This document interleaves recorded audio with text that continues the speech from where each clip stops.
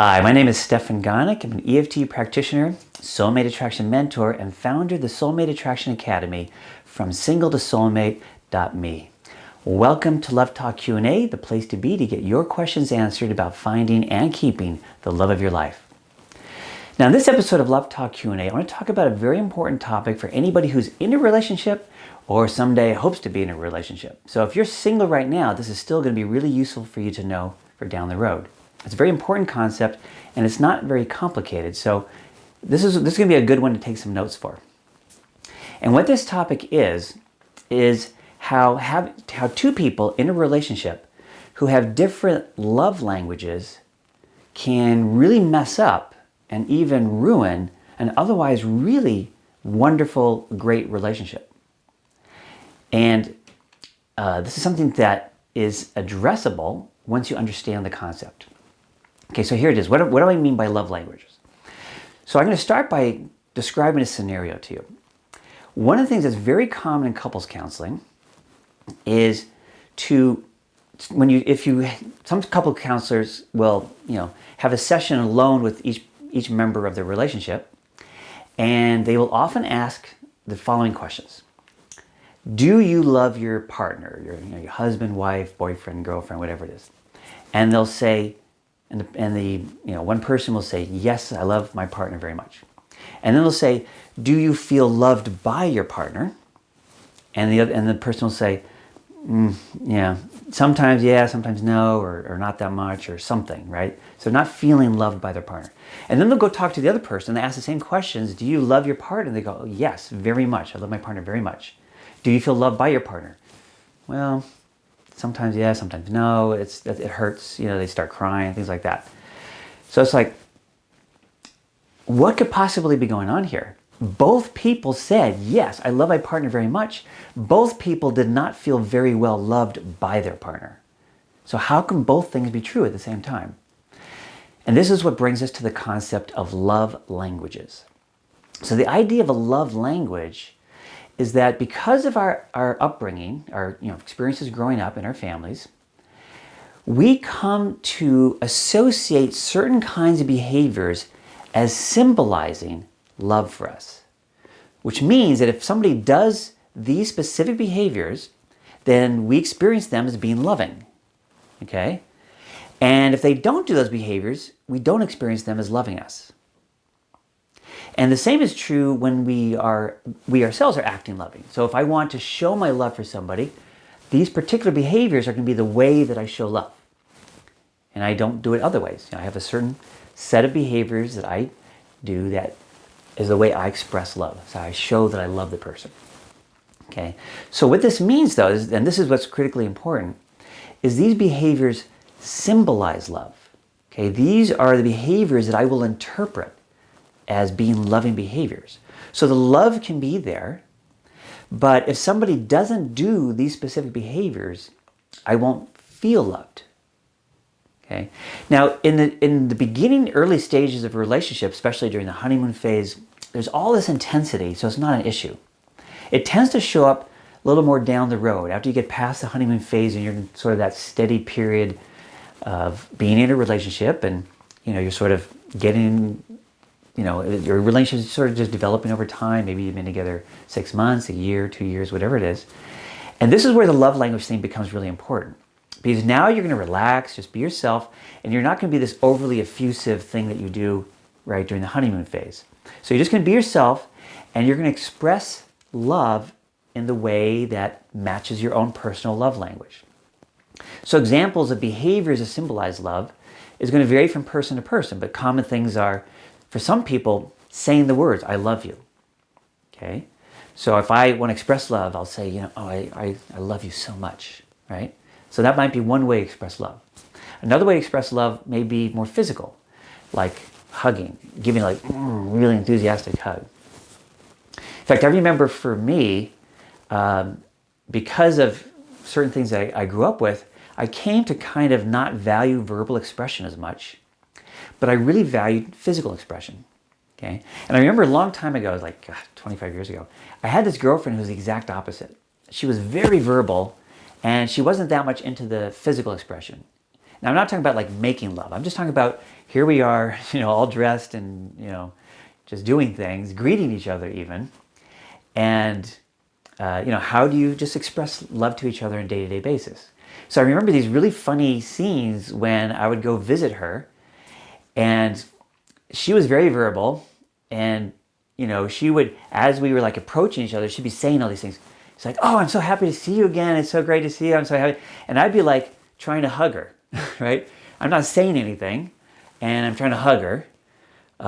And she would let me hug me, but just really briefly, because she wanted to pull away so she'd keep saying things to me. Because it's hard to talk while you're hugging. She wanted to like look at me and speak to me. And my feeling was like, hey, why'd you stop hugging me so fast? That was like really a brief hug. It's totally unsatisfying, It's like, if you're happy to see me, give me a long hug, nice, long, meaty hug, right? And, she'd be saying all these things. It's like, well, why aren't you saying anything to me? And it's like, I was trying to, in my way, right? Which is hugging. So there are, for some people, verbal expressions is how they express love and how they receive love. For other people, it's physical expressions, physical affection, hugging, gently, stroking, things like that. Now, for other people, expressing love is things like doing things for them. Some people who grew up with this like very helpful, handy father, for example, say as a woman, they will feel loved if their partner does things for them. It's like, oh, I feel so loved when he changed the oil of my car for me, or when he fixed this thing for me, or when he, took out the trash, or, doing tasks. Now, here's the interesting thing. When I said the behaviors that symbolize love, they don't have to be the same in both directions, right? So I might have a certain language for how I express love, and I have another vocabulary, set of behaviors for how I would receive it, how I would perceive you as acting loving towards me. And that's pretty common. So then the example I gave you, like a woman might feel loved if her partner does things for her that feels like he's taking care of her in a sense, and yet she's not going to do things for him in the same way necessarily. She might, but she might have a different love language for expressing love. And it might be like this old girlfriend might be very verbal, or she might be physical and affectionate. And now your partner is going to go have their own vocabulary, their own individual, idiosyncratic love language. Again, it's going to be two sets. There's going to be the ones that your partner behaviors is how your partner expresses love, and also behaviors as to how your partner receives love, how your partner will perceive you as being loving, or actually perceive if you're being loving. In order for your partner to actually get that you're being loving, you have to use your partner's language. You have to do the behaviors that your partner will perceive as loving, not just yours. So how do we make use of this? First of all, just understanding the concept is really helpful. It's like, oh, that's there's something been off, right? And I didn't understand what it was. And this is what it is. Mismatching love languages. Now, mismatching love languages is actually incredibly common. You might think, well, with my soulmate, we're going to have matching love languages because we're soulmates. It's like, no. Being soulmates doesn't mean you have matching love languages. So the way to do it is a couple things you can do. There are practical things that will greatly enhance your relationship. One is to write this stuff down. So you're going to ask yourself two questions. You're going to have like two columns on a piece of paper. The things I do to express love, and the things that if you do them, I will perceive them as love. So you're going to start, the first one is easier, right? It's like, well, what do I do if I'm feeling loving and I want to express it? I'm going to do bum, right? There might be, anywhere from 3 to 10 different things or whatever. You'll have your list of things. This is how I express love. It might take a little longer to get clearly in touch with the things that your partner could do that makes you feel loved. Sometimes it's easy, sometimes it's harder. If it's harder for you, try and think about things that your partner's done where you felt loved. That's a good starting point. Also think about the things either of your parents did growing up that felt loving. Like, how did my mom show love to me? How did my dad show love to me? And did those things feel good to me? Oh yes, those are part of my love language. That's when I feel that I'm being loved by the other person. So you're going to do these two lists, and you ask your partner to do the two lists. So now you find out your partner's love language. And guess what? You exchange lists, right?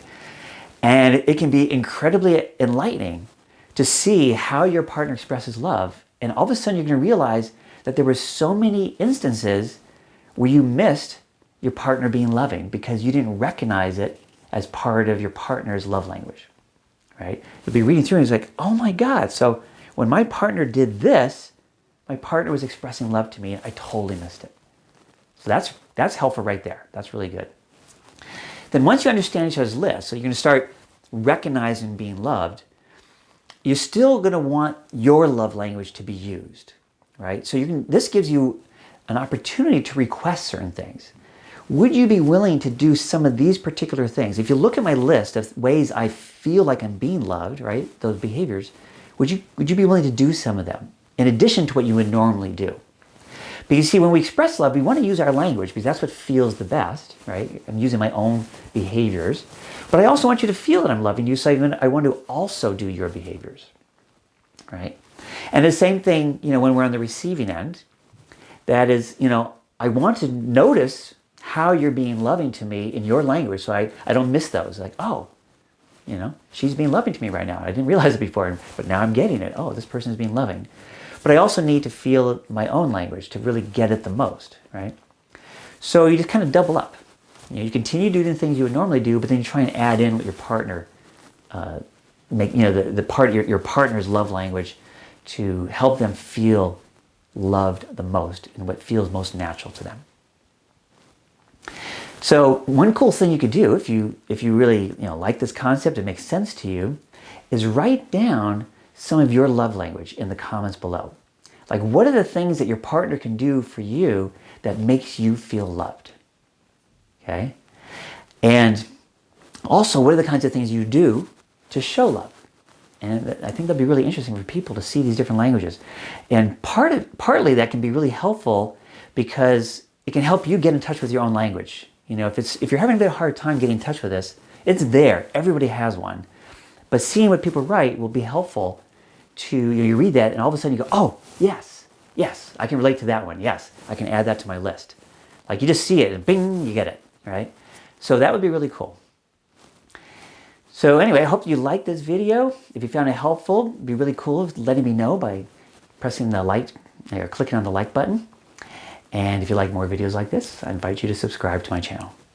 So I'll see you on the next episode of Love Talk Q&A. Did you like this video? If so, click on the like button below, subscribe to this channel, and spread the love to your friends. And if you have questions about your love life, please submit them in the comments below, and your question just might appear in an upcoming episode of Love Talk Q&A.